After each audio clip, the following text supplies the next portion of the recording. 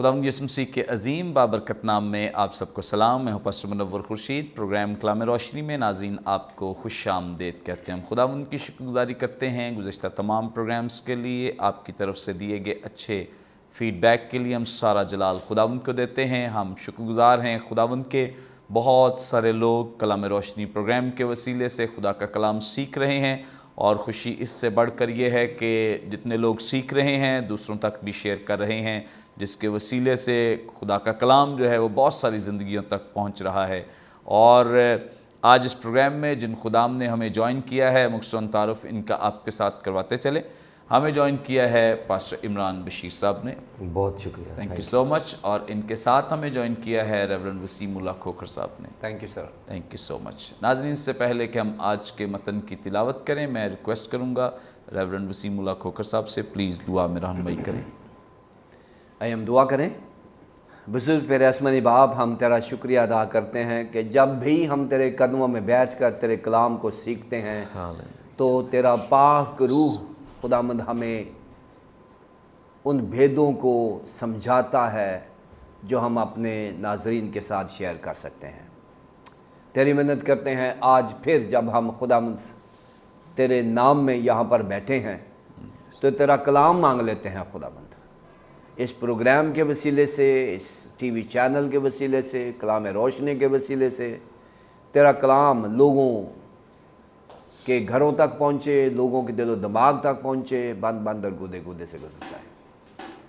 ہمیں فہم عطا فرما کہ ہم وہی باتیں کریں جو تیری جناب سے ہوں، ہماری عقل ہیچ ہو جائے اور تیرا نام بڑھتا جائے، تیرے بیٹے یسوع مسیح کے نام سے آمین۔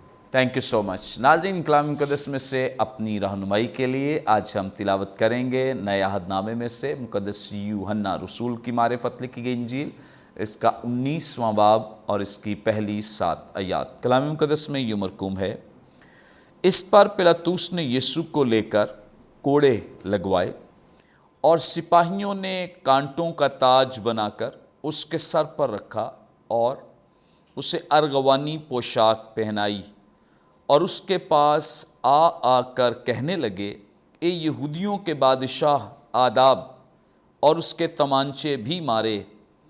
پلاطوس نے پھر باہر جا کر لوگوں سے کہا کہ دیکھو، میں اسے تمہارے پاس باہر لے آتا ہوں تاکہ تم جانو کہ میں اس کا کچھ جرم نہیں پاتا۔ یسوع کانٹوں کا تاج رکھے اور ارغوانی پوشاک پہنے باہر آیا، اور پلاطوس نے ان سے کہا، دیکھو یہ آدمی۔ جب سردار کاہن اور پیادوں نے اسے دیکھا تو چلا کر کہا، مصلوب کر، مصلوب۔ پلاطوس نے ان سے کہا کہ تم ہی اسے لے جاؤ اور مصلوب کرو، کیونکہ میں اس کا کچھ جرم نہیں پاتا۔ یہودیوں نے اسے جواب دیا کہ ہم اہل شریعت ہیں، اور شریعت کے موافق وہ قتل کے لائق ہے، کیونکہ اس نے اپنے آپ کو خدا کا بیٹا بنایا۔ کلام مقدس کے پڑھے سنے جانے پہ خدا ان کی برکت ہو، آمین۔ ناظرین، کلام مقدس کا یہ حصہ جو ابھی ہمارے سامنے تلاوت کیا گیا ہے، خداوند یسوع مسیح کی مصلوبیت، کروسیفکشن کے تعلق سے بیان کیا گیا ہے۔ گزشتہ چند ہفتوں سے ہم اسی پر غور کر رہے ہیں، خداوند یسوع مسیح کی جو مصلوبیت ہے، اور بہت سارے کیریکٹرز پر ہم نے اب تک غور کیا ہے، بہت ساری چیزیں سیکھی جانی ہیں۔ آج بھی ہمارا ایمان ہے خداوند کے زبردست خدام ہمارے ساتھ موجود ہیں، آپ یقیناً ان کے وسیلے سے برکت پائیں گے، بہت کچھ سیکھیں گے۔ گفتگو کا آغاز آج ہم پاسٹر عمران بشیر صاحب سے کریں گے۔ جی پاسٹر صاحب، آپ ہماری رہنمائی فرمائیں۔ یہاں پہلی آیت میں خداوند یسوع مسیح کے کوڑے لگوائے جانے کا ذکر ہے کہ خداوند یسوع مسیح کو کوڑے لگوائے گئے ہیں۔ ہمارے ہاں بہت سارے لوگ جو ہیں وہ اس بات کی تعلیم دیتے ہیں لوگوں کو، یا کلیم کرتے ہیں خداوند یسوع مسیح کو ایک کم 40 کوڑے، شاید یہ مقدس پولس کی اس بات سے ہی کوٹ کیا جاتا ہے، اور وہاں سے لیا جاتا ہے کہ شاید خداوند یسوع مسیح کو ایک کم 40 کوڑے لگے۔ لیکن ہماری رہنمائی کریں، یہ تو جو شریعت ہے یا یہ قانون جو ہے یہ تو یہودیوں کا ہے۔ خداوند یسوع مسیح تو اس وقت ایکچولی رومی قید میں ہے، اور رومیوں نے خداوند یسوع مسیح کو گرفتار کر رکھا ہے۔ کیا ریسرچ ہے ہمارے پاس کہ رومی جو لوگ ہیں یا جو رومی کوڑے لگانے والے ہیں، کیا انہوں نے واقعی یہودی شریعت کو فالو کیا یا ان کا کوئی اپنا قانون ہے؟ جی پریز دی لارڈ، شکر گزاری کرتے ہیں خداوند کی کہ ہم بالخصوص جو میں یہ سمجھتا ہوں کہ ہمارے لیے بہت ہی آنر اور بہت بڑی بات ہے کہ ہم یسوع مسیح کی کروسیفکشن پر بات کر رہے ہیں، ان کی مصلوبیت پر بات کر رہے ہیں اس سارے پروسیس میں، اور خاص طور پر مقدس یوحنا کی انجیل کا یہ جو 19واں باب ہے، یہ پرٹیکولرلی جو ہے وہ اس کی کروسیفکشن کا یہ واقعہ ہے جس میں یہ سارا کام جو ہے وہ شروع ہوتا ہے۔ جس طرح سے آپ بھی بات کر رہے تھے کہ اس کو انڈرسٹینڈ کرنے کے لیے یہ سمجھنا بڑا ضروری ہے کہ اس وقت حکومت کس کی تھی اور کیا پورا کا پورا ایک نظام جو ہے وہ کس طرح سے چل رہا تھا۔ الٹیمیٹلی اگر آپ دیکھیں تو اناجیل مقدسہ میں آپ کو یہ بات بڑی کیٹیگوریکلی کلیئر ملتی ہے کہ یہودی ہمیشہ سے چاہتے تھے کہ وہ یسوع ناصری کو قتل کریں، ان کو جو ہے وہ مارنا چاہتے تھے، انہوں نے بڑے منصوبے بنائے، بڑی پلاننگز کی، اور بالآخر وہ اس بات میں کامیاب ہو گئے کہ انہوں نے اس کی گرفتاری کی، اور اس کے بعد یہ سارا نظام جو ہے وہ چل رہا ہے۔ یہودی جو ہیں وہ اپنی شریعت کے اور اپنے قوانین کے بہت پکے لوگ جو ہیں وہ موجود ہیں، بائبل اس بات کی شہادت دیتی ہے، اور وہ اپنے قوانین اور اپنی باتوں کو لے کر بہت فرم تھے، اور یہی ایک ابہام پایا جاتا ہے کہ شاید ان کے اتنے فرم ہونے کی وجہ سے جو لاز تھے، جو عدل کے قوانین جو یہودیوں کو دیے گئے تھے وہی رائج تھے اور وہی اس وقت میں امپلیمنٹ ہو رہے تھے۔ لیکن اگر آپ دیکھیں تو جتنی بھی کیپٹل پنشمنٹس تھیں یا جتنا بھی آپ جو قیدی پورے نظام کے اندر وہ پکڑ کر لاتے تھے تو وہ رومیوں کو پیش کرتے تھے، کیونکہ جو رومی ہیں بیسیکلی وہ اس وقت حکومت میں تھے، اور یہ لوگ جو ہیں یہ اپنے قیدی کو کوئی بھی معاملہ ہوتا تھا جو اپنی پنشمنٹ سے اپنے حساب سے سیٹل کرنا ہوتا تھا اس کو وہیں پر کرتے تھے، لیکن اگر کسی کو ایگزیکیوٹ کرنا ہے، کسی کو جان سے مارنا ہے، تو اس کو رومی حکومت کے سامنے جو ہے وہ پیش کیا جاتا تھا، کیونکہ رومی حکومت کے لیے ایک یہ بھی ڈر تھا کہ کہیں یہ کوئی نیا پرابلم ہمارے لیے کھڑا نہ کر دے۔ اب قصہ یہ ہے کہ انہوں نے جب خداوند یسوع مسیح کو رومی حکومت کے سامنے پیش کیا ہے تو ہمیں 18ویں باب کے اندر یہ بات بڑی کلیئر ملتی ہے کہ جب وہ اس کو پلاطوس کے پاس لائے ہیں تو انہوں نے کہا کہ تم اپنا فیصلہ اپنی شریعت کے مطابق کرو۔ انہوں نے کہا کہ جی نہیں، ہم اپنی شریعت کے مطابق نہیں، ہم آپ کے قانون کے مطابق چلنا چاہتے ہیں۔ سو اس سے پہلے کہ ہم رومی حکومت کی طرف آئیں کہ ان کا قانون کیا ہے کسی بھی شخص کو سزا دینے کے لیے، میں چاہتا ہوں کہ ہم اس بات کو پرانے عہد نامہ میں اگر ہم استثنا کی کتاب کے اندر اس بات کو پڑھ لیں کہ ان کا جو یہودیوں کی قانون کے مطابق یہ تھا کیا، کہ کس طرح سے انہوں نے کس کو کوڑے لگوانے اور کتنے کوڑے لگوانے۔ استثنا کی کتاب اس کا 25واں باب، اور اس کی میں پہلی آیت سے پڑھتا ہوں تاکہ ذرا تھوڑا واضح ہو جائے۔ اگر لوگوں میں سے کسی طرح کا جھگڑا ہو اور وہ عدالت میں آئیں تاکہ قاضی ان کا انصاف کریں تو وہ صادق کو بے گناہ ٹھہرائیں اور شریر پر فتویٰ دیں، اور اگر وہ شریر پٹنے کے لائق نکلے تو قاضی اسے زمین پر لٹوا کر اپنی آنکھوں کے سامنے اس کی شرارت کے مطابق اسے گن گن کر کوڑے لگوائے۔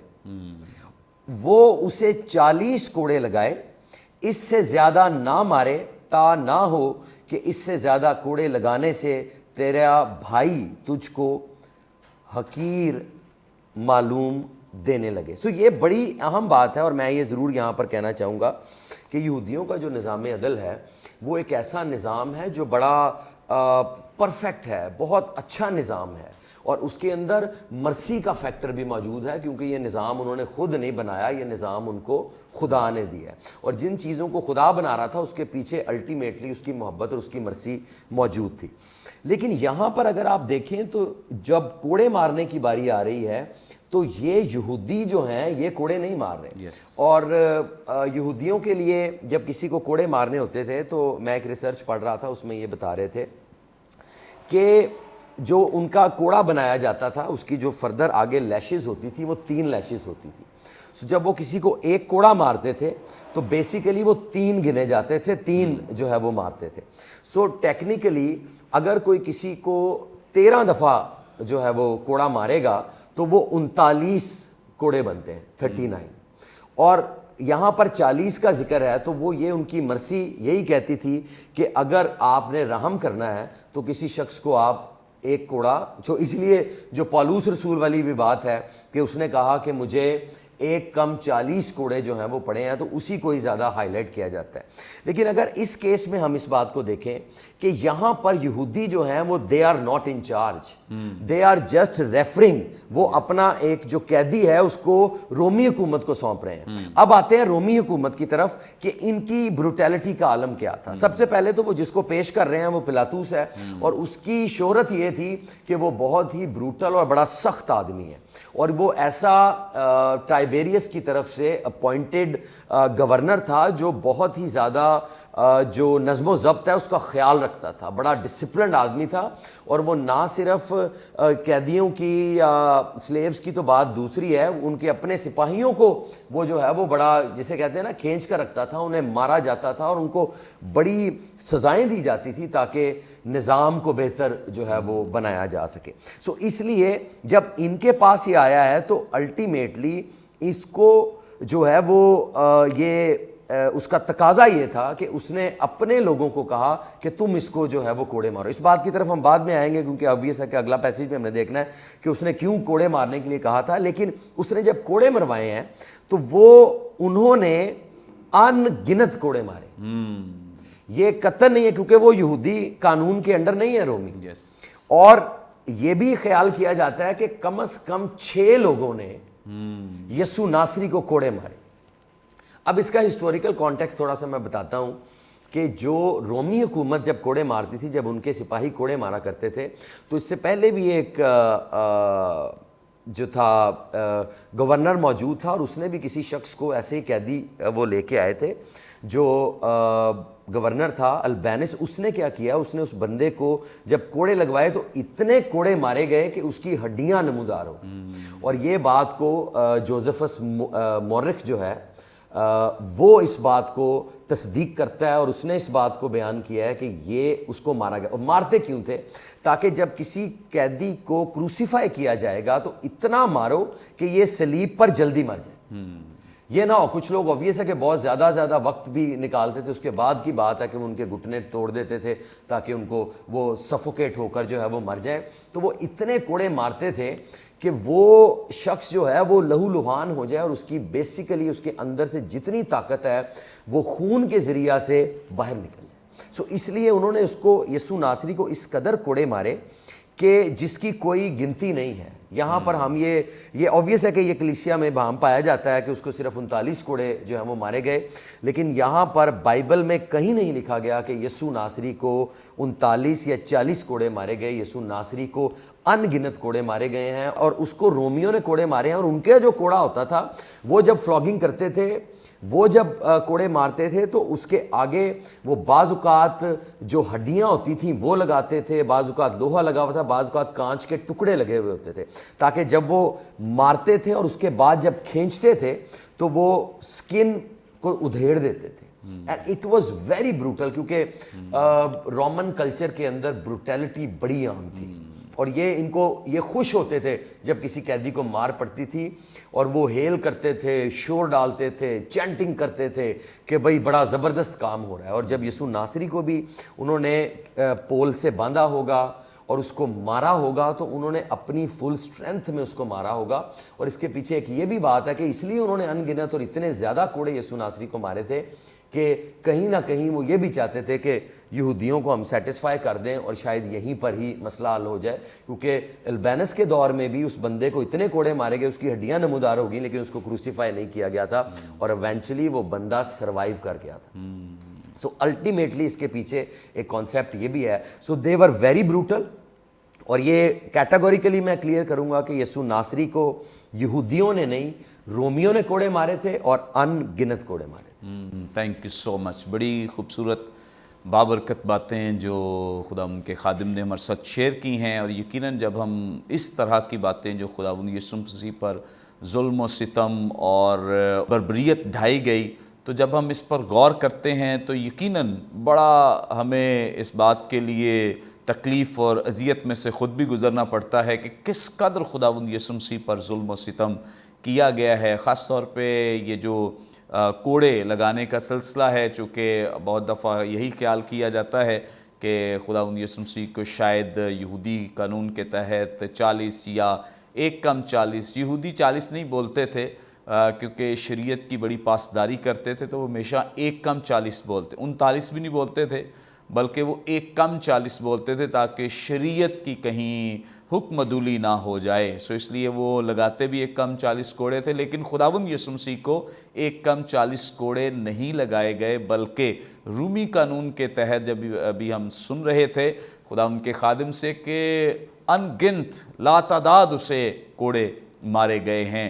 اور کتنے مارے جا سکتے ہیں تو ایک جو ہسٹوریکل جو جوزفس مورک کا حوالہ بھی دیا ہے، جنہوں نے ہسٹری کا ایک واقعہ بھی بیان کیا ہے، ہو سکتا ہے انہوں نے اتنے ہی مارے ہوں کہ خداوند یسوع مسیح کو اس قدر لہو لہان کر دیا ہے کہ یہودی، اور اسی لیے وہ لے بھی باہر گیا ہے کہ آپ دیکھ لو میں نے اس کا یہ حال کر دیا ہے، لیکن یہودی دیکھ کر بھی کہتے تھے کہ نہیں، سٹل اسے مصلوب کیا جائے، کروسیفائی کیا جائے اور اس پر اور ظلم کی انتہا کی جائے. یہ اس وقت کے ان لوگوں کا تقاضا تھا.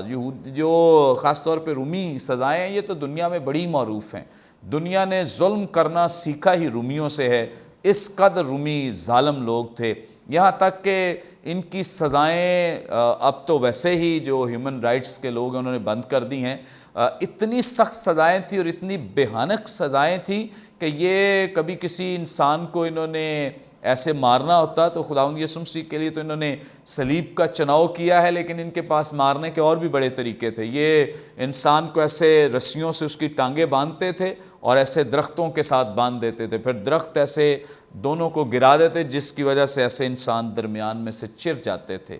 سو اس قدر ان کی بھیانک سزا. اس کے علاوہ بھی بہت ساری ایسی بری سزائیں تھیں جس سے انسان چونک کر رہ جاتے ہیں. اس قدر یہ انسان کے ساتھ ظلم کرتے تھے. تو اگر یسوع مسیح ان کے ہاتھ میں ہیں اور انہیں آرڈر بھی ملا ہے اسے مارنے کا، تو ہم ان کے ہاں کوئی رحم نہیں دیکھ سکتے ہیں کہ خداوند یسوع مسیح کو انہوں نے کوئی اچھے طریقے سے ڈیل کیا ہوگا. ایسا ہرگز نہیں ہے. ایک تو وہ یہودی ہیں اور رومیوں کو یہودیوں سے ویسے ہی بڑی خار ہے، نفرت ہے، کیونکہ یہ لوگوں کو کہتے ہیں کہ یہ غیر قوم والے سارے جہنم میں جائیں گے. اب رومی ان کے بارے میں بھی اس طرح کا خیال رکھتے تھے، وہ ان کو پسند نہیں کرتے تھے. آگے بڑھیں گے اور ریورنڈ وسیم اللہ کھوکھر صاحب سے جانیں گے. سر، کوڑوں کی بات ہو رہی ہے، میں چاہتا ہوں اس پر، اور چونکہ بہت ساری ہمارے سامنے سچائیاں لوگ بیان کرتے رہتے ہیں، لیکن میں چاہتا ہوں چونکہ کلام روشنی پروگرام ایک اتھینٹک اور بڑا اچھا زبردست پروگرام ہے، مستند پروگرام ہے، جس سے مستند سچائیاں لوگوں تک پہنچنا بہت ضروری ہے. ہماری رہنمائی کریں کہ یہ کوڑا جس کا بھی ذکر ہم کر رہے ہیں، جو رومیوں نے خداوند یسوع مسیح پر برسایا ہے، یہ کیسے بنتا تھا، اس کے بنانے کا طریقہ کار کیا تھا، اور اس کے علاوہ یہ اس کو مارتے کیسے تھے، مارنے کے لیے کیا ان کا فارمولا تھا؟ تھینک یو بھائی صاحب. اس سے پیشتر کہ ہم اس ٹیکسٹ کے اوپر جائیں، میں آپ کو ایک جوک سنانے لگا ہوں اپنے ناظرین کو انٹرٹین کرنے کے لیے. ایک باپ نے اپنے بیٹے کو تھپڑ مارا تو باپ سے پوچھا کہ پاپا آپ نے مجھے مارا، کیا آپ کے پاپا بھی آپ کو مارتے تھے؟ کہتے ہاں. وہ دادے کے پاس چلا گیا کہ دادا آج مجھے پاپا نے مارا ہے، تو آپ بھی پاپا کو مارتے تھے؟ ہاں میں مارتا تھا. تو آپ کے پاپا بھی آپ کو مارتے تھے؟ کہتے ہاں. کہتے یہ خاندانی دہشت گردی ختم نہیں ہو سکتی؟ سو یہ جو کانسیپٹ ہے نا سزا دینے کا، یہ جوش کانسیپٹ ہے. کیونکہ اگر آپ پروورب دیکھتے ہیں نا مثال کی کتاب، وہاں دیکھیں بچے کی تربیت کے لیے چھڑی سے گریز نہ کر. سو وہ سزا دینا جو ہے وہ تربیت کا ایک ایلیمنٹ سمجھتے تھے. وہ سمجھتے تھے کہ سزا جو ہے وہ شاید ابھی اس وقت ریسرچ نہیں آئی تھی کہ ہم بچے کی سائیکالوجی کے مطابق ہم بچے کی تربیت کر سکیں. آج دیکھیں ہمارا ٹیکنیکل دور ہے اور ہم ٹیکنالوجیکلی بہت ایڈوانس ہو گئے ہیں، پھر سائنٹیفکلی ہم بڑے آگے چلے گئے ہیں. اب ہمارے پاس یہ میتھڈالوجی ہے کہ ہم بچے کی سائیکالوجی کے مطابق اس کو سزا دیں. مطلب فزیکل جو پنشمنٹ ہے اب میرے خیال میں 21ویں صدی میں اس کو کنڈیم کیا جاتا ہے. اسکولوں میں بھی ہر جگہ پہ جو فزیکل پنشمنٹ ہے یہ نہیں ہے، لیکن بچے کی ایگو کو چیک کیا جاتا ہے، بچے کی سائیکالوجی کو دیکھے، اس کی سائیکی کے مطابق اس کو سزا دی جاتی ہے۔ اس کے لیے ہمیں جو ہمارے ٹیچرز ہیں آج کل وہ ان کی ٹریننگ ہوتی ہے کہ ہم نے بچے کو کس طرح سے سزا دینی ہے۔ سو یہ کانسیپٹ وہاں سے چلا ہے، اور یہ بچے سے شروع ہو جاتا تھا، اور اب جیسے جیسے بچہ بڑھتا ہے وہ سزا میں اوپر آ رہا تھا، یعنی اس کو اگر وہ 5 سال کا ہے تو اس کو بھی چھڑی سزا مل رہی ہے، اگر وہ 10 سال کا ہے اس کو بھی چھڑی سے سزا مل رہی ہے۔ اب یہ چھڑی جو تھی یہ ساری عمر ہی ساتھ ساتھ چلتی رہی ہے، اب ان کی سائیکی میں یہ سزا جو ہے چھڑی والی، کوڑوں والی، یہ جو چلی گئی ہے۔ اب اسی کو ڈیولپ کر کے ابھی جو پادری صاحب نے حوالہ پڑھا ہے استثناء 25 باب کی 30 آیت میں کہ آپ 40 کوڑے لگانا۔ اب دیکھیں کوڑے بیسیکلی تو یہودی سزا ہے نا، جو بائبل مقدس میں ہے، چاہے رومیوں نے مارے ہیں، کچھ بھی ہے۔ دیکھیں یہودی جو ایڈمنسٹریشن ہے، جو گورنمنٹ ہے، وہ زیر اثر ہے رومی گورنمنٹ کے، یس، اور یہودی جو ایڈمنسٹریٹر ہیں، جو حاکم ہیں، وہ رومی حکومت کے ریپرزنٹیٹیو ہیں، اور بہت سارے فیصلے جو ہیں رومی گورنمنٹ جو ہے وہ یہودیوں کے کہنے پہ کرتی تھی۔ جیسے اب یسوع مسیح کو بار بار وہ یہودیوں کے سامنے لا رہا ہے، پیلاطوس کہہ رہا ہے دیکھیں میں اب یہ آ گیا، پیلاطوس نے اپنی مرضی سے یسوع مسیح کو سزا نہیں دی۔ پیلاطوس اگر آنیسٹلی پوچھے تو پیلاطوس تو یسوع مسیح کو سزا دینے کے حق میں ہی نہیں تھا، یس، یعنی وہ یسوع مسیح کی، وہ ایک غیر قوم والا یسوع مسیح کی شخصیت کو سمجھ رہا ہے کہ وہ بے گناہ ہے، اور جن کا وہ نجات دہندہ ان کو سمجھ نہیں آ رہی کہ ہمارا نجات دہندہ ہے۔ اور آج بھی ایسے ہی ہے، بہت ساری غیر اقوام یسوع مسیح کو نجات دہندہ سمجھتی ہیں، اور ہم جن کے لیے اس نے جان کی قربانی دی ہے اور جن کے لیے وہ آیا ہے، ہم اس کو سمجھتے نہیں ہیں۔ یہودیوں کا مسئلہ یہی تھا کہ جن کے پاس ہے وہ اپنوں کے پاس آیا اور اس کے اپنوں نے اسے قبول نہیں کیا۔ پیلاطوس کو نظر آ رہا ہے، پیلاطوس کی آنکھیں خدا نے اس کو دی ہوئی ہے کہ وہ دیکھ سکتا ہے، کچھ بہت سارے لوگوں کو آج کل آنکھیں ملتی ہیں جو دیکھ سکتے ہیں، تو پیلاطوس کی جو آنکھیں ہیں وہ اس کو نظر آتا ہے کہ یہ بے گناہ ہے، اب وہ چھوڑنا چاہتا ہے۔ اب یہ آپ کے کوڑے کی بات ہے، کوڑا جو ہے 3 قسم کا ہوتا تھا۔ اب ڈپینڈ کرتا ہے کہ کون سا کوڑا استعمال کرنا ہے، یا ایک یہ بھی خیال کیا جاتا ہے کہ کوڑا پیچھے سے تو ایک ہی ہوتا تھا، آگے اس کے 3 حصے ہوتے تھے، یا یہ 3 حصے یہ ہیں، یا علیحدہ علیحدہ کوڑا ہے جو 3 کوڑے ہیں علیحدہ علیحدہ، اور ان کو سزا کے مطابق اس کوڑے کو منتخب کیا جاتا کہ کون سی سزا دینی ہے۔ لیکن یہ بیسیکلی یہ لیدر کا، لکڑی اس کا بنا ہوا تھا، چمڑے کا، یا اس وقت چمڑے کی ٹیکنالوجی تو شاید نہیں تھی، یعنی اس قسم کی کوئی چیز جو ہوتا ہے وہ یہ تھا، لیکن یہ لیدر کا بنا ہوا تھا۔ اب یہ جو ایک قسم ہے اس میں زیادہ تر شیشہ، چھوٹے چھوٹے جو شیشے کے ذرے ہیں، اور لوہے کے کیل آگے جڑے جاتے تھے، اس کی سزا کو بڑھانے کے لیے، صرف لیشز ہی نہیں تھی کہ چڑی نہیں تھی، اس کو یہ باقاعدہ کرمنلز جو ہیں، جو مجرم ہیں، ان کے لیے میں بات کر رہا ہوں، ان کے لیے یہ استعمال کیا جاتا تھا۔ دوسرا یہ ہے کہ انہوں نے کوڑے کے آگے ہڈیوں کے گچھے لگائے ہوتے تھے، ہڈیاں جو پرانی ہڈیاں ہیں وہ آپ کو پتہ وہ چبھتی تیز ہوتی ہیں، وہ بھی لگائے ہوئے تھے تاکہ ان کو استعمال کیا جا سکے۔ اور تیسری قسم ہے کہ وہ میٹل کے بالز آگے لگے ہوتے تھے، جو لوہے کے جو سرے اینڈ ہے اس کے پر لگے ہوتے تھے۔ اب یہ کوڑا استعمال کیا جاتا تھا مجرموں کے اوپر، اور یہ جب کسی کو ثابت کر دیا جاتا تھا کہ یہ مجرم ہے پھر کوڑا لگتا تھا، بغیر جرم کے کوڑا استعمال نہیں ہوتا تھا۔ اور جیسے میں نے بتایا ہے کہ یہ اس کو بھی چھڑی کہتے تھے جس کو کوڑے کی شکل اختیار دی جاتی ہے، بچوں کو سکول سے ہی شروع ہو جاتا تھا، سزا کا جو تربیتی ان کا پروگرام تھا اس میں چھڑی کا استعمال سکول سے ہی شروع ہو جاتا تھا، اور بچوں سے وہ شروع کرتے تھے۔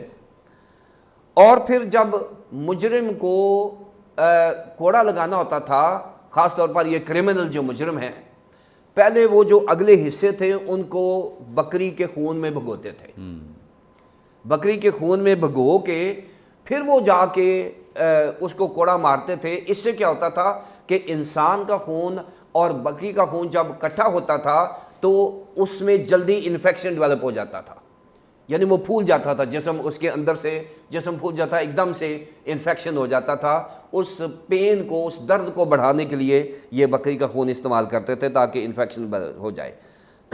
پھر جو مجرم ہوتا تھا اس کو ایک ڈور پوسٹ ہوتا تھا، ایک فریم ہوتا تھا، اس کے اوپر اس کے ایسے ہاتھ باندھ دیتے تھے، اور دو لوگ جو تھے وہ ایک دائیں اور ایک بائیں کھڑا ہو جاتا تھا، اور وہ باری باری کوڑا مارتے تھے، یعنی ایک ادھر سے آیا، دائیں سے آیا، ایک بائیں سے کوڑا، اور کمر اور پیٹھ ساری جو کور ہے، ٹانگیں، یہ جو تھائز وغیرہ ہے، یہ ایریا ہوتا تھا جہاں وہ کوڑے مارتے تھے۔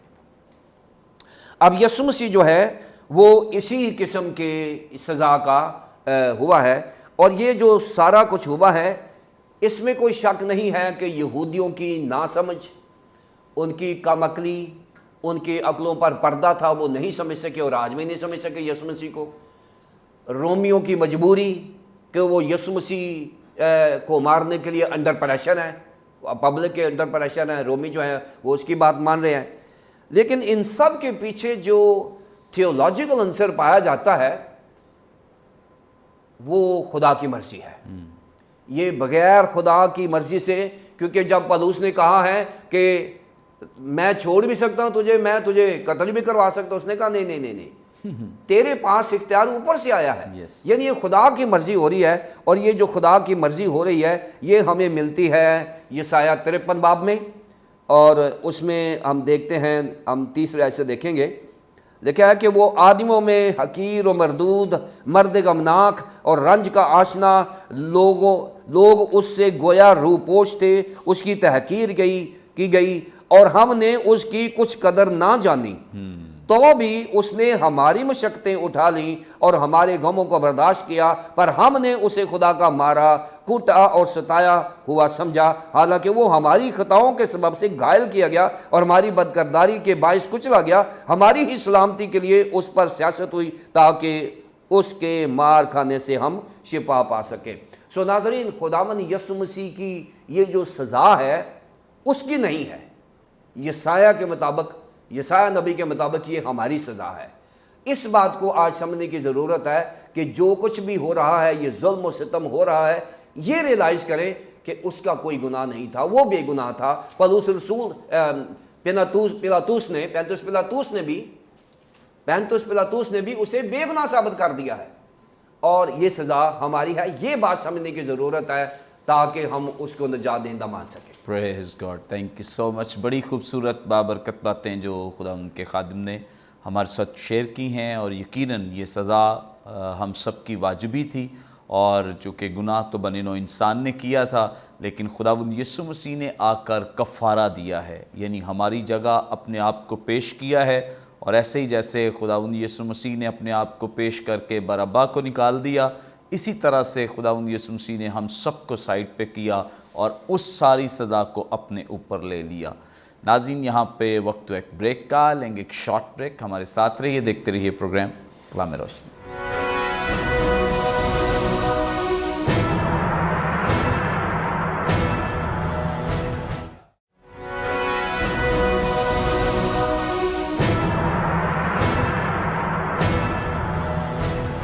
ویلکم بیک ناظرین، آپ دیکھ رہے ہیں پروگرام کلام روشنی۔ بریک پر جانے سے پہلے بڑی خوبصورت بابرکت باتیں جو خداوند کے خدام ہمارے ساتھ شیئر کر رہے تھے، آگے بڑھیں گے۔ پاسٹر عمران بشیر صاحب سے ایک دفعہ پھر گفتگو کا آغاز کریں گے۔ جی پاسٹر صاحب، آپ ہماری رہنمائی فرمائیں۔ جب ہم 19ویں باب کی دوسری آیت کو پڑھتے ہیں تو یہاں پر ذکر ہے کہ سپاہیوں نے کانٹوں کا تاج بنا کر اس کے سر پر رکھا۔ اب عام تو ہمیں کوئی ایسی مثال نہیں ملتی ہے، لیکن یہاں خداوند یسوع مسیح کے ساتھ اس طرح کا رویہ روا رکھا گیا ہے رومیوں کی طرف سے۔ تو جیسے ابھی پاسٹر صاحب ہمارے ساتھ شیئر کر رہے تھے کہ ضرور یہودی بھی اس کے لیے انہیں کہتے ہوں گے، جیسے مصلوب کرنے کی ریکویسٹ کر رہے ہیں، ایسے ہی ہو سکتا ہے کہ یہ بھی کہتے ہوں کہ یہ بادشاہ ذرا اس کا तमस्खुर उड़ाया जाए। तो हमें बताएं, रहनुमाई करें कि ये जो कांटों का ताज है ये पहनाने के पीछे क्या रेवलेशन है, मुकाशफा क्या है?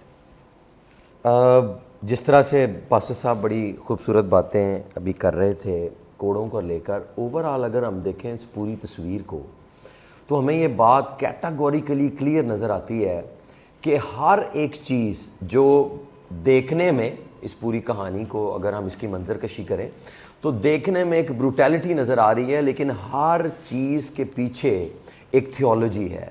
खुदा, गॉड इज़ एट वर्क, वो एक काम कर रहा है, हर चीज़ का कोई मतलब है, हर चीज़ के पीछे किसी ना किसी चीज़ को सेटल किया जा रहा है और वंस फॉर ऑल सेटल किया जा रहा है, और हमें इन बातों को देखना है। अगर हम कोड़ों के बाद अगली बात जब हम करते हैं तो एक ओवरऑल सिनेरियो में देखें, जब उसे कोड़े मारे गए हैं, ये सब कुछ किया है, तो अल्टीमेटली उसके सर पर जो कांटों का ताज भी रखा है उन्होंने, ये इसके पीछे, इससे पहले मैं उसकी तरफ आऊँ, इसके पीछे जो कहानी है वो ये है कि वो उसको जलील करना चाहते थे, उसकी तजलील कर रहे थे। उस वक्त मैं ये बताता चला जाऊं कि पास ओवर का ये वक्त है, और क्योंकि वहाँ पर लोगों की आमद बहुत ज़्यादा होती थी, उसके लिए स्पेशल गार्ड्स और ज़्यादा डिप्लॉय किए जाते थे। ज़रूरत से ज़्यादा लोग वहाँ पर मौजूद थे, उसके लिए गार्ड्स की तादाद भी वहाँ पर ज़्यादा थी। और पेरेटोरियन गार्ड्स उनको बोलते हैं, जो बड़े ही महल के अंदर जो ख़ास तौर पर मेनली जो गार्ड्स हैं उनका पूरा दस्ता मौजूद होता था जो ये सारे काम करता था। लेकिन उसके साथ बहुत सारे नए गार्ड्स, नए लोग भी वहाँ पर जो हैं वो मौजूद थे, और बहुत सारे इनमें से ऐसे थे जो निचले दर्जे के भी गार्ड्स थे। और जब इन्होंने इस बात को सुना तो दे वर बेसिकली, जब उन्हें ये बात पता लगी, यहूदियों ने जब ये बात की कि ये तो अपने आप को बादशाह कहता है, क्योंकि उनका क्लेम ही यही था कि इनको ट्रिगर किया जाए रोमन्स को, और उनको बताया जाए कि ये अपने आप को बादशाह क्लेम कर रहा है ताकि वो इसको जो है वो ज़्यादा सज़ा दे सके। So eventually they were enjoying punishing him. वो उस बात को इंजॉय कर रहे थे और उसकी तजलील कर रहे थे, उसको बेइज्जत किया जा रहा था, और उसके सर पर ताज रखते थे। और अगर हम मुकद्दस मत्ती की इंजील को देखें तो उसके अंदर भी वो बड़े कैटेगोरिकली क्लियर बयान करता है कि ताज रख के, उसको ट्यूनिक पहनाकर, हाथ में सरकंडा देकर, उसके आगे घुटनों के बल होते थे, झुकते थे और कहते थे कि बादशाह हम तुझे सलाम करते हैं। तो अल्टीमेटली उसको वो जो है वो जलील कर रहे थे। अब यहाँ चंद बातें जो हैं वो बड़ी ही ज़रूरी हैं जिनको हमने समझना है। नंबर वन कि जैसे अभी यसाया नबी के सहीफे में से 53 बाब बड़ा अहम बाब है, और उसको कोट किया गया कि वो मर्दे गमना, गम का आशना, और उसको एज ए सर्वेंट के तौर पर और एज ए सफरिंग मसाया के तौर पर पेश किया गया है कि वो ऐसा मसाया होगा जो सफ़र करेगा, जो पेन में से गुजरेगा, जो दुख में से गुजरेगा। लेकिन इसके साथ उसकी एक हाईएस्ट बात भी मुकाशफा के अंदर बयान की गई है कि वो जो है वो सिर्फ सफरिंग मसाया ही नहीं है बल्कि वो बादशाह भी है। अब जब ये उसके सर पर जो लफ्ज़ इस्तेमाल हुआ है ना, ताज, तो इसका मतलब है वो कांटों का एक बुनकर वो जो उसके सर पर ताज रख रहे थे, अल्टीमेटली वो एक उसको ये बता रहे थे कि तुझे हम बादशाह बना रहे हैं। सो जो बात इसके अंदर पिन्हा है, उनको पता ही नहीं है कि अगर वो कांटों का ताज रख के उसको बादशाह बना रहे हैं, वो तो असल में बादशाह है, बल्कि वो तो बादशाहों का बादशाह है। वो तो ऐसा बादशाह है जिसकी तो ताज़ीम ना सिर्फ ज़मीन बल्कि आसमान, मलाइक, ज़मीन के नीचे हर शख्स ने उसकी ताज़ीम करनी। और मुकाशफा 16वें बाब के अंदर ये बात बड़ी क्लियरली लिखी हुई है कि उसकी रान पर लिखा है बादशाहों का बादशाह। सो ये एक बात उनको समझनी है और बड़ा इम्पॉर्टेंट है। और आज मैं ये समझता हूँ कि उसको जब आप कह लें कि मॉक कर रहे हैं, फेक बादशाह बना रहे हैं, तो आज हमारे जितने भी देखने वाले हैं, आपको ये देखना है कि क्या जब हम उसके हुक्मों पर नहीं चलते, जब हम उसकी बात नहीं मानते, तो हमने उसको कैसा बादशाह बनाया? क्या वो हमारी ज़िंदगी का वाकई बादशाह है? क्या हम उसको एज ए किंग अपनी लाइफ में तसव्वुर करते हैं जो कि वो असल में बादशाह है? एक बात तो ये बड़ी अहम है। और ये वो क्यों कर रहे थे? उस वक्त में जितने भी इनके शहनशाह होते थे, अगर जब वो पब्लिक अपीयरेंसेस देते थे तो अपनी पब्लिक अपीयरेंस में वो अपने सर पर एक ताज पहनते थे اور کچھ ایسے تاج ہوتے تھے جن میں ڈائمنڈز لگے ہوتے تھے، اور کچھ ایسے تھے ان کا ایک بڑا جو فیمس ہوتا تھا کہ وہ اپنے سر پر، ابھی بھی اگر آپ اس کو دیکھیں تو بہت ساری آپ کو ہسٹوریکل پکچرز میں یہ بات ملے گی کہ انہوں نے سر پر بہت سے پھول لگائے ہوتے تھے. سو وہ جب ان کے سامنے کوئی بھی شہنشاہ ان کا ایمپرر اپیرنس دیتا تھا تو وہ بتاتا تھا کہ، اور اس کی ایک نشانی یہ ہوتی تھی کہ یہ نہ صرف لوگوں کا بادشاہ ہے بلکہ ہی از دا کنگ اور ہی از دا ایمپرر آف دا یونیورس، جس کے ہاتھ میں یا جس کی جو ہے وہ دسترس میں وہ پھول پودے ایوری تھنگ جو وہ ان کو نظر آ رہی ہے نا، یہ اس پر راج کرتا ہے.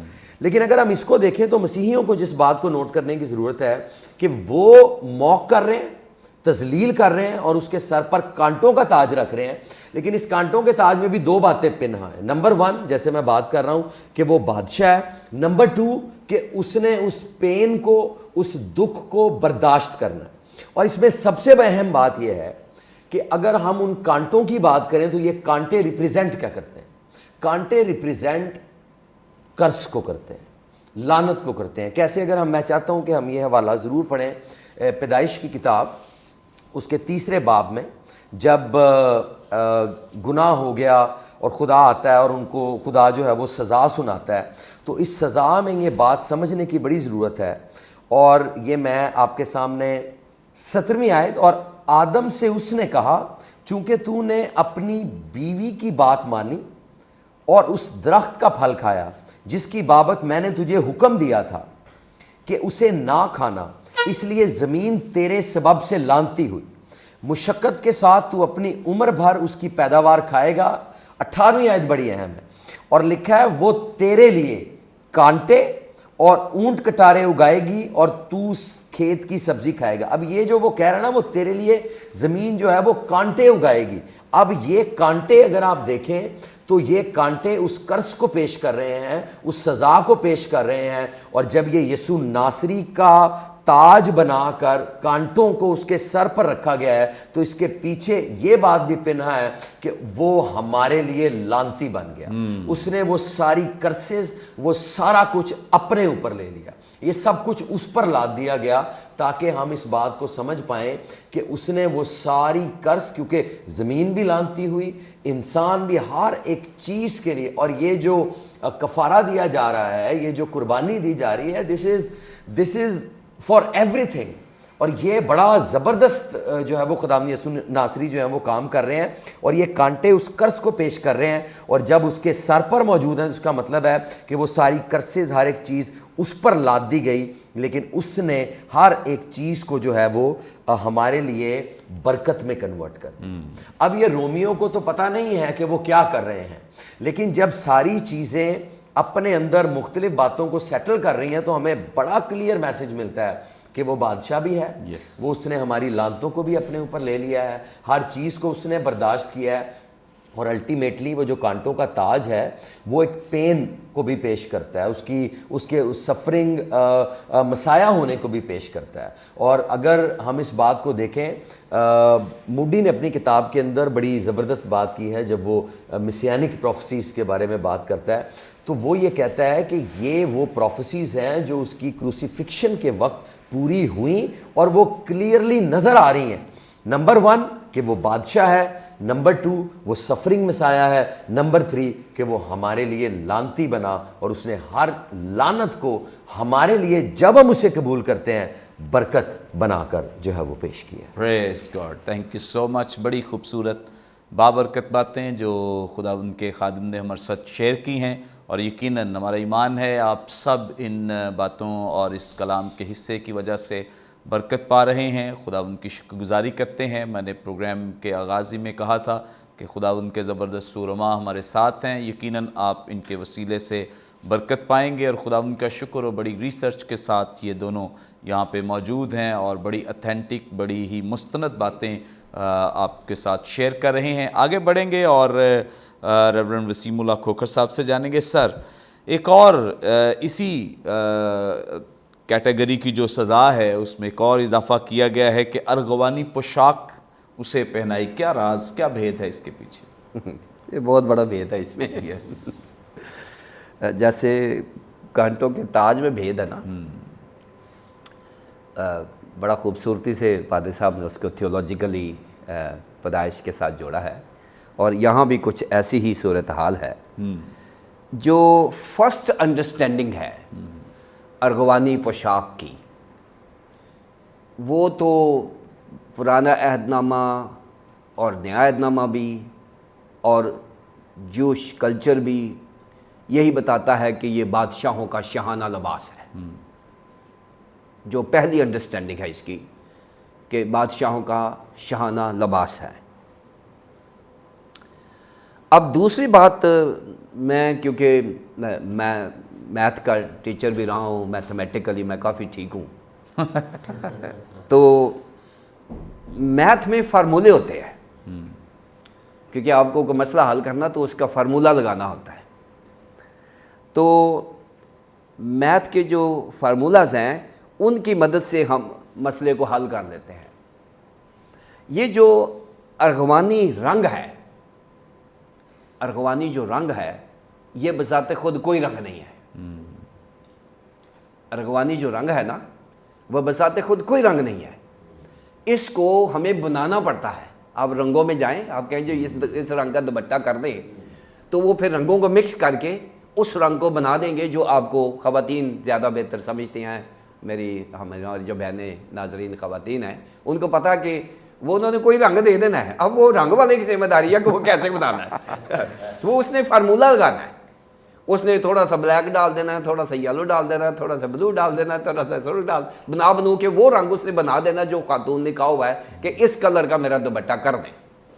اب یہ جو ارغوانی رنگ ہے یہ بذات خود کوئی رنگ نہیں ہے، اس کو بنانے کے لیے آپ کو بلو اور ریڈ کو مکس کرنا پڑے گا۔ بلو اور ریڈ کو مکس کرنا پڑے گا۔ سو اس کا مطلب یہ ہے کہ blue plus red is equal to purple, یہ فارمولہ بنا ہے۔ میتھمیٹیکلی اس کو سیٹ کر لیتے ہیں نا، blue plus red is equal to purple. اب مزے کی بات یہ ہے کہ صرف یہ رنگ کی بات نہیں ہو رہی، بلو کیا ہے، ریڈ کیا ہے، پرپل کیا ہے، کیونکہ blue plus red is equal to purple. اب ہمیں اس کو دیکھنا پڑے گا، اس کے پیچھے تھیالوجی ہے۔ تھیالوجی یہ ہے کہ اگر ہم خدا کو دیکھتے ہیں، اگر خدا کے کلرز کو ہم دیکھیں کہ خدا کا کلر کیا ہوگا، تو خدا کو 3 کلرز کے ساتھ ریپرزینٹ کیا جاتا ہے، بلو، ریڈ اور پرپل۔ خدا کے جو کلرز ہیں نا وہ 3 ہی ہیں، اور اگر آپ دیکھیں چرچز میں دیکھیں یہ آپ کو ملیں گے، ریڈ بھی ملے گا، بلو بھی ملے گا، پرپل بھی ملے گا۔ خدا کی ریپرزنٹیشن ہے۔ کئی دفعہ کچھ بیک گراؤنڈز ایسے بنائے جاتے ہیں جہاں پر کوئی اسپریچوالٹی شو کرنی ہو، خدا کی پریزنس کو دکھانا ہو، تو ہم بلو، ریڈ اور اس کو مکس کر کے ارغوانی سا بنا لیتے ہیں، ماحول بنا لیتے ہیں۔ کچھ ریڈ بلبز لگا لیتے ہیں، کچھ بلو لگا لیتے ہیں، تو ایک پورا اسپریچول سا بیک گراؤنڈ بن جاتا ہے اگر آپ نے بنانا ہو۔ اب جو بلو ہے یہ ریپرزینٹ کرتا ہے آسمان کو، جو بلو کلر ہے آسمان کو ریپرزینٹ کرتا ہے، اور جس سے خدا کی ڈیٹی سامنے آتی ہے، خدا کی الوہیت سامنے آ جاتی ہے۔ یہ جو سرخ رنگ ہے یہ ریپرزینٹ کرتا ہے بلڈ کو، جنرلی بلڈ کو کرتا ہے، اس سے خدا کی ہیومینٹی سامنے آ جاتی ہے۔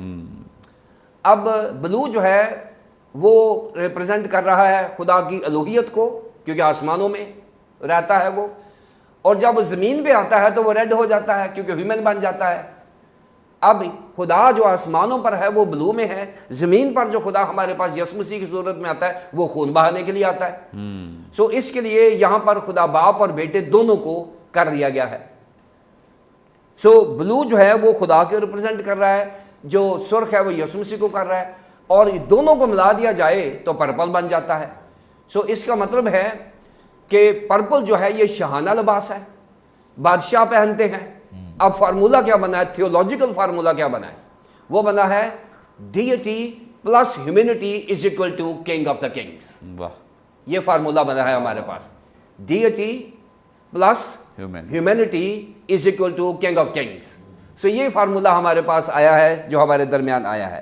سو اگر ہم देखें कि पिलातूस, पैंतुस पिलातूस जो है ये और ज्यूस खुदावंद यीशु मसीह को इस फार्मूले को मजाक समझ रहे हैं, जो असल बात है उसको मजाक समझ रहे हैं। लेकिन मज़े की बात यह है कि खुदा उनके मजाक में एक सच्चाई को सामने लेकर आ रहा है, यानी उनकी मौकरी में, उनके मजाक में खुदा उनके झूठ से, उनकी हेलिंग से, उनकी मौकरी से, सच्चाई से नहीं हट रहा। यीशु मसीह को मौकरी में भी खुदा ही माना जा रहा है, बादशाह ही माना जा रहा है। और अगर आप देखें 19वें बाब की कुछ पिछली आयात हम देखें, अगर हम 35 में देखें, पिलातूस ने जवाब दिया, क्या मैं यहूदी हूँ? तेरी ही कौम और सरदार कहनों ने तुझको मेरे हवाले किया, तूने क्या किया है? यीशु ने जवाब दिया कि मेरी बादशाही इस दुनिया की नहीं है। अगर मेरी बादशाही दुनिया की होती तो मेरे खादम लड़ते ताकि मैं यहूदियों के हवाले ना किया जाता, मगर अब मेरी बादशाही यहाँ की नहीं। पिलातूस ने उससे कहा, पास क्या तू बादशाह है? अब पिलातूस के अंदर, क्योंकि वो खुद भी बादशाह हाकिम है, पिलातूस इसके बावजूद कि यीशु मसीह को नहीं मानता बादशाह, फिर भी इकरार कर रहा है कि क्या तू बादशाह है? यीशु ने जवाब दिया, तू खुद कहता है और मैं बादशाह हूँ। मैं इसलिए पैदा हुआ हूँ। जब यीशु मसीह पैदा हुआ था तो मजूसी आए थे कि यहूदियों को बादशाह पैदा हुआ है, वो कहाँ है? वहाँ पर मजूसियों ने। अब देखें, जब वो पैदा होता है, गैर कौम इकरार कर रहे हैं कि वो बादशाहों का बादशाह है, हम उसको सजदा करने आए हैं। जब वो मर रहा है, गैर कौम यानी जो मानते नहीं वो भी इकरार कर रहे हैं, रोमी हुकूमत इकरार कर रही है कि ये बादशाह है। पिलातूस उनको रिप्रेजेंट कर रहा है, रोमी हुकूमत को, वो भी कह रहा है कि तू बादशाह है। सो यीशु मसीह जो है वो अरगवानी लिबास उसको इसलिए पहनाया गया है, एक बहुत बड़ी थियोलॉजी को रिप्रेजेंट कर दिया गया है कि यीशु मसीह is blue and red is equal to purple. सो यीशु मसीह को अरगवानी चोगा पहना कर ये साबित किया गया है, चाहे मजाक है, चाहे ये मौकरी है, वट एवर इट इज, लेकिन यीशु मसीह को बादशाहों का बादशाह अनाउंस कर दिया गया है। उसके मरते वक्त भी उसको बादशाहों का बादशाह कह दिया गया है। Praise God, thank you so much. बड़ी खूबसूरत बाबरकत बातें जो खुदावंद के खादिम ने हमारे साथ शेयर की हैं, और यकीनन खुदावंद यीशु मसीह चूँकि बादशाहों का बादशाह है, और मुक़द्दस मत्ती रसूल तो बड़ी वाज़े और क्लियरली ये तालीम भी देते हैं, और इसके अलावा तमाम मुसन्निफ़ीन अनाजील अरबा के सारे खुदावंद यीशु मसीह को बतौर बादशाह पेश भी करते हैं और उसकी तस्दीक भी करते हैं। और आज जब उसे मसलूब किया जा रहा है तो ये लोग अगरचे उसका तमस्खुर उड़ा रहे हैं, अगरचे खुदावंद यीशु मसीह पर ये इस तरह करके उसकी तज़हीक कर रहे हैं, बेइज़्ज़ती कर रहे हैं, लेकिन दरअसल ये खुदावंद यीशु मसीह के बादशाह होने का इकरार भी कर रहे हैं और तस्दीक भी कर रहे हैं कि ये भी उसे बादशाह के तौर पे मान रहे हैं। ये सारा कुछ कर तो वो तज़हीक के तौर पर रहे हैं, लेकिन मुकाशफाती तौर पर खुदावंद रिवील कर रहा है, ज़ाहिर कर रहा है कि दरअसल यही बादशाह है जिसे ये यहाँ पर इस तरह का जिसके साथ सलूक रवा रखा जा रहा है। और ये क्यों किया जा रहा है? सिर्फ़ और सिर्फ हम सब के लिए, ताकि हम सब निजात पा जाएं। Thank you so much pastor, बहुत शुक्रिया, थैंक यू सो मच। यकीनन नाज़रीन, आज के प्रोग्राम के वसीले से आपने बड़ी बरकत पाई है, बहुत कुछ सीखा है। अभी भी आपका कोई सवाल हो, स्क्रीन पर दिए गए नंबर्स डायल करें, अपना सवाल हम तक पहुंचा सकते हैं। कोई दुआ या दरख्वास्त तो दे सकते हैं, टेस्टिमनी शेयर कर सकते हैं। हमारे तमाम प्रोग्राम्स आप यूट्यूब पे वॉच कर सकते हैं। वॉच करने के लिए बरकत टीवी ऑफिशियल के नाम से हमारा चैनल है, ज़रूर इसे सब्सक्राइब करें, दूसरों के साथ शेयर करें, ताकि ज़्यादा से ज़्यादा लोग खुदा के कलाम की सच्चाइयों को जान सकें, सीख सकें। आइंदा एक नए प्रोग्राम के साथ दोबारा आपकी खिदमत में हाजिर होंगे। तब तक के लिए इजाज़त दीजिए, देखते रहिए बरकत TV. God bless you all.